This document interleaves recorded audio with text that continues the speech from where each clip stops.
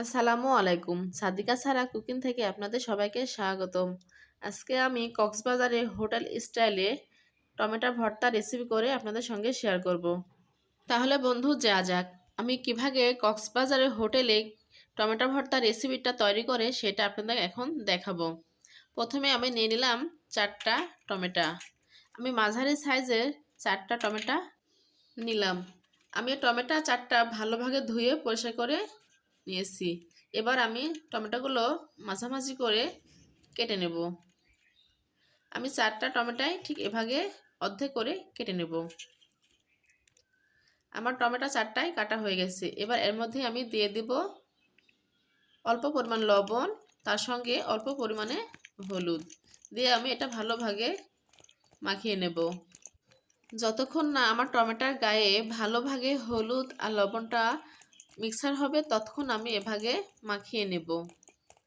আমার টমেটোর গায়ে ভালোভাবে এটা মিক্সার হয়ে গেছে। এবার আমি চলে যাব টমেটোগুলো সিদ্ধ করার জন্য। প্রথমে আমি চুলাতে একটা প্যান বসিয়ে দিলাম। তারপর দিয়ে দিলাম সরিষার তেল। সরিষার তেলটা দেওয়া হলে আমি কিছুক্ষণ অপেক্ষা করব গরম হওয়ার জন্য। আমার তেলটা দিয়ে আমি একটু ভালোভাবে এটা ছড়িয়ে নেব প্যানের উপরে। আমার তেলটা গরম হয়ে গেছে। এবার আমি এর মধ্যে দিয়ে দিব টমেটো। যে টমেটোগুলো আমি কেটে রাখলাম সেটা আমি একটা একটা করে এটা সুন্দরভাবে এখানে সাজিয়ে দেব। ঠিক এভাবে আমি সবগুলো টমেটো দিয়ে দেব।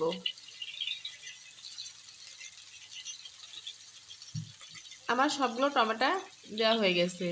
এবার আমি ভালোভাবে প্যানটা একটু ভালোভাবে নাড়িয়ে দিলাম যেন সব জায়গায় তেলগুলো ভালোভাবে মিশে যায়। এবার আমি ঢাকনা দিয়ে ঢেকে দিলাম 5 মিনিটের জন্য। এর মাঝে আমি ঢাকনাটা উঠায়া রসুনের 4-5টা কোয়া আমি দিয়ে দিলাম। আমি রসুনের কোয়াটা দিলাম টেস্টের জন্য। এই ভর্তাতে রসুনের কোয়ার পরিমাণটা কম লাগে। আমি 5 মিনিট পর ঢাকনাটা উঠাইলাম। দেখবো আমার টমেটোগুলো সিদ্ধ হয়েছে কিনা। আমার টমেটোগুলো সিদ্ধ হয়ে গেছে। এবার ঢাকনা দিয়ে ঢেকে 1 মিনিট দমে রেখে দিব। আমার প্রথম স্টেপ শেষ। এবার চলে যাব আমি দ্বিতীয় স্টেপে। আমি চুলাতে আবারও প্যান বসিয়ে দিলাম। তারপর দিয়ে দিলাম আমি সরিষার তেল। সরিষার তেলটা গরম হয়ে গেলে আমি 4-5টা শুকনো মরিচ ভেজে নেব। কিছুক্ষণ সময় নিয়ে আমি এই মরিচটা ভেজে নেব।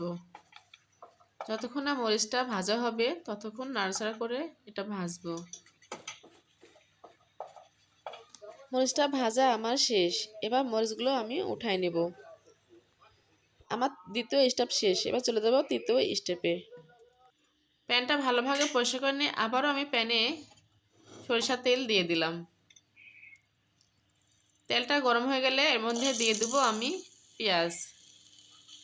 4টা মাঝারি সাইজের পেঁয়াজ কুচি কুচি করে কেটে রাখছিলাম সেটা দিয়ে দিলাম।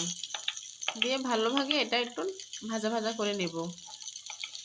কিছুক্ষণ ভাজার পর এর মধ্যে দিয়ে দেব কাঁচামরিচ।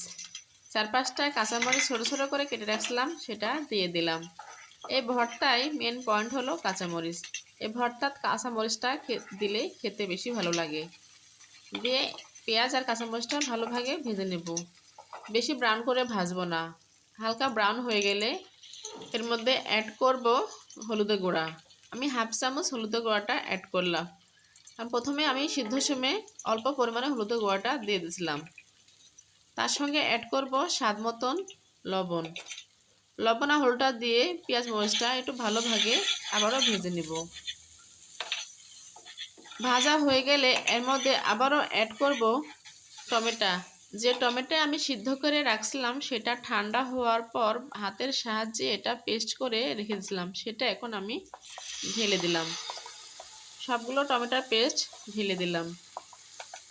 দিয়ে এটা আবারও ভালোভাবে একটু নাড়াচাড়া করে নেব। সবগুলো একই ভাগে একটু নাড়াচাড়া করে মিক্সার করে নেব। এভাবে কিছুক্ষণ আমি নাড়াচাড়া করে এটা ভেজে নেব। ভেজে নিয়ে টমেটোর পেস্টে যে পানি আছে সেটা আমি শুকিয়ে নেব। এবার আমি অ্যাড করব ধনিয়া পাতা। ডিপ ফ্রিজে ফ্রোজেন করে রাখছিলাম ধনিয়া পাতা, সেটা এবার অ্যাড করলাম।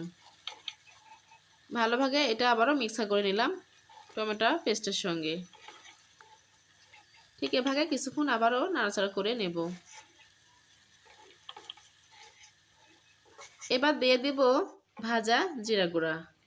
ভাজা জিরা গুঁড়াটা হাফ চামচ দিয়ে দিলাম, দিয়ে আবারও ভালোভাবে এটা ভেজে নেব।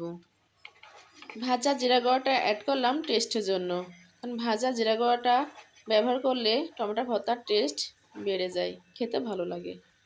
আমার টমেটো ভর্তাটা রান্না করা শেষ। এবার আমি এটা পরিবেশন করব। শুকনো মরিচ দিয়ে টমেটো ভর্তাটা পরিবেশন করলাম। আমার এই টমেটো ভর্তা রেসিপি যদি ভালো লাগে তাহলে আপনারা বেশি বেশি করে লাইক, কমেন্ট, শেয়ার এবং সাবস্ক্রাইব করে দিবেন।